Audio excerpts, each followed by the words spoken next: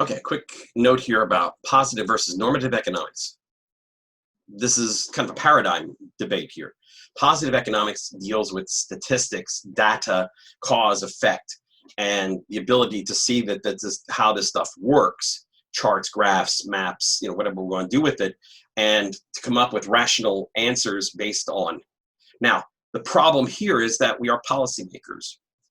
Policymakers throw value judgments into the mix, and that is where you get the normative economics. A norm is an accepted societal practice. You have tests that are objective, which are multiple choice answers. This is the correct answer. You get 10 out of 10. It's 100. And then you have subjective or norm reference tests. Norm reference tests are what you do with the AP exams. The AP exams, you don't get a 5 if you get 85% of the questions right. You get a 5 if your score falls within a certain bracket of all the test takers. So it's not criterion reference or positively referenced. It is normatively referenced, or this is what we're going to do with a curve, and this is where you fit. So we start talking about policy decisions. Now, I was a high school debater. I was in the debate team at high school. One of the few things our school did well. We had a debate team, and I was on it all 4 years in high school. And policy debate has those kind of moral judgments in it. So if you put the word should into any equation in economics, you're now talking about a realm of what's called normative economics. Should we reduce unemployment or should we go after inflation? Well, there's a value judgment there. You're saying this group of people will be hurt if we don't tackle unemployment. This group of people will be hurt if we don't tackle inflation. So you're going to weigh it out, and you're going to make a judgment decision that is based on other factors, not necessarily. And we know economics is politics, and politics is economics.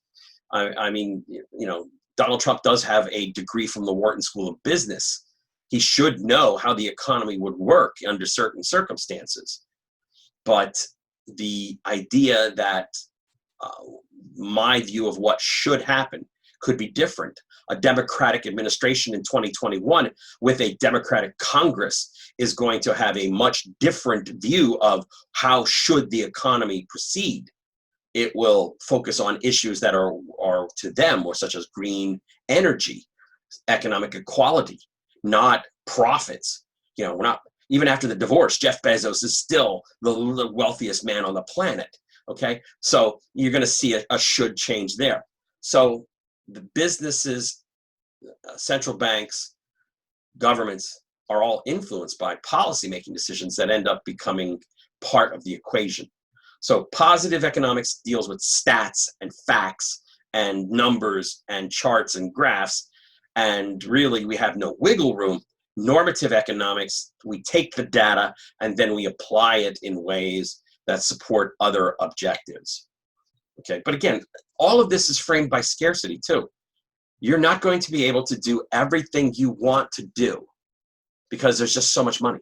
There's only so many people who are paying taxes. There are only so many people who will come and subscribe to a magazine or whatever. You just can't do it. Okay, so what you think should happen may not be the reality of what does happen. All right, so that's just kind of a quick thing there. Again, the FAQ page is for any questions specifically about this video or any other videos. Please reference that while you add your comments to the discussion.